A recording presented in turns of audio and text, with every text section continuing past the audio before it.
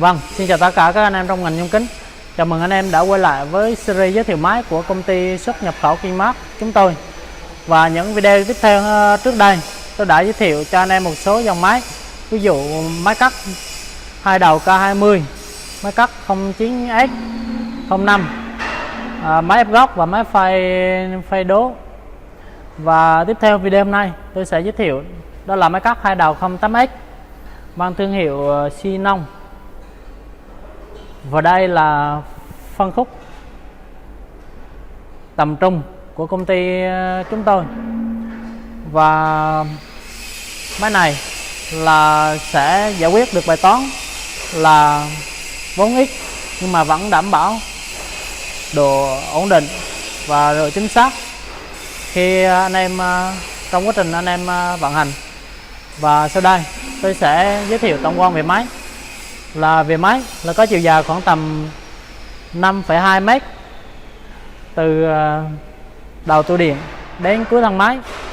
Máy có chiều cao khoảng tầm 2 m và có chiều rộng là khoảng tầm 1,5 m. Toàn thân là được bao phủ bằng lớp sơn tĩnh điện cả bên ngoài và bên trong thân máy, và có hai màu chủ đạo đó là màu tím và màu trắng. Về phần khung bệ của máy là làm được bằng tôn dài 2 ly. Còn đây là ray. Ray là được làm bằng ray đặc phi 40, được đặt liền thân liền bệ. Khác với những dòng thông thường trước đây là sẽ kê lên những đoạn ở đây là sẽ kê lên, đảm bảo là sau một thời gian sẽ không bị cong võng khi anh em vận hành. Tiếp theo là về phần motor. Là motor 2,2 kW, hai đầu máy là 4,4 kW. Motor là motor gang.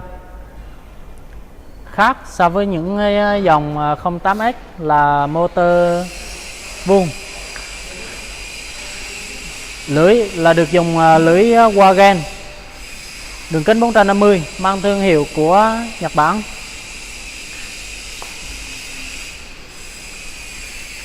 Còn đây là hệ thống kẹp piston, là giúp kẹp thanh phôi, giữ cho thanh phôi đảm bảo sẽ không bị sai số khi anh em cắt. Tiếp theo đây là bảng điều khiển. Bảng điều khiển được Việt hóa hoàn toàn bằng tiếng Việt. Ở đây là máy sẽ hoạt động để hai góc, đó là góc 90 độ và góc 45 độ. Đấy, như anh em thấy. Đây gọi là góc 45 độ và đây là góc 90 độ.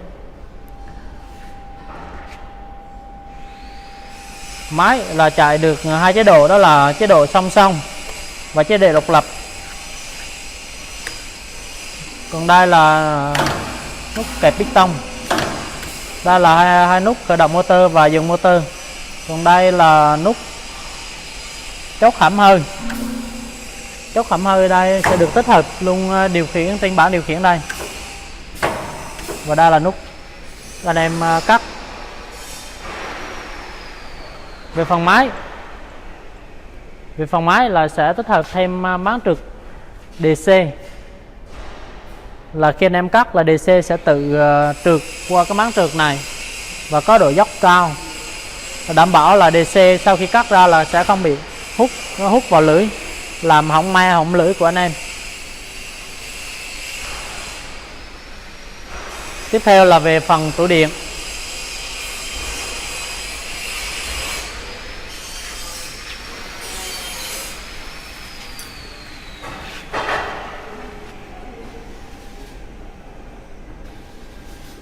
Về phần tủ điện là có những chỉ số an toàn, ví dụ như là cục chống đổ pha, là chống tình trạng quay ngược của motor, automat cầu chì, đây là hai cục khởi động từ.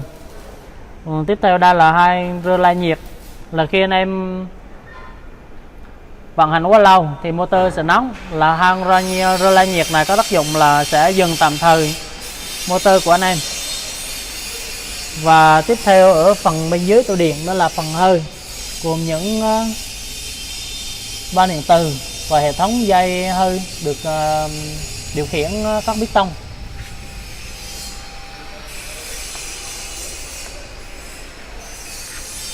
Ông giáo bán vàng đi mua máy cắt nhôm 2 đầu.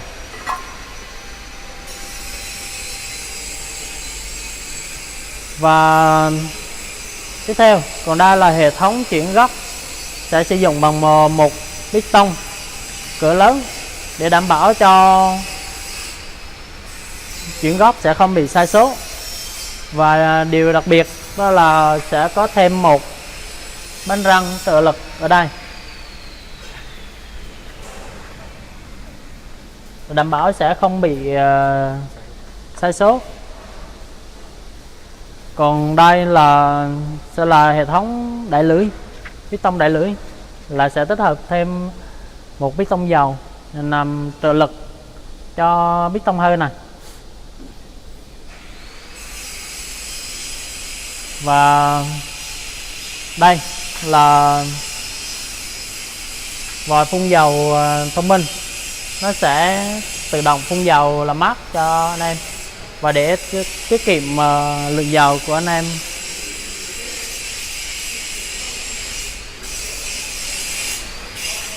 Và vừa rồi tôi đã giới thiệu sơ bộ về tổng quan về máy, và tiếp theo sau đây tôi sẽ tiến hành vận hành máy cho anh em xem máy cắt hai đầu 08X Xenon sẽ hoạt động như thế nào.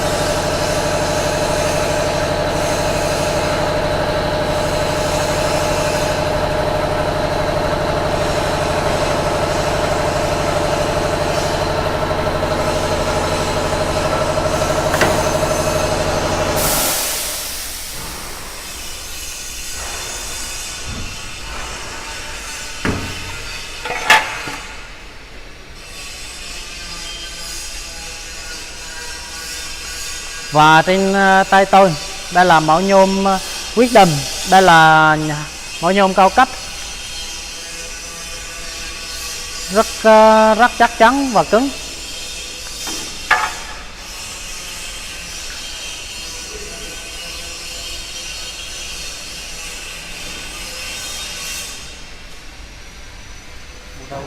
Chỉ cắt một đầu thôi, em cắt đầu mất.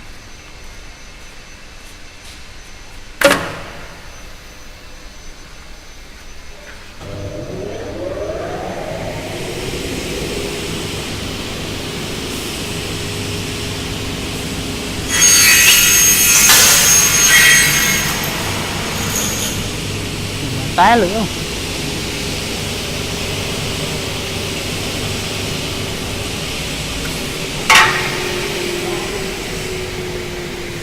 Mà mình tầm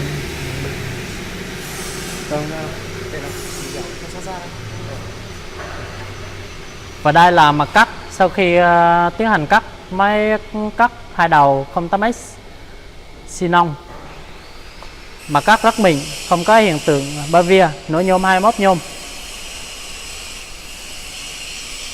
Và công ty chúng tôi sẽ có chế độ bảo hành 2 năm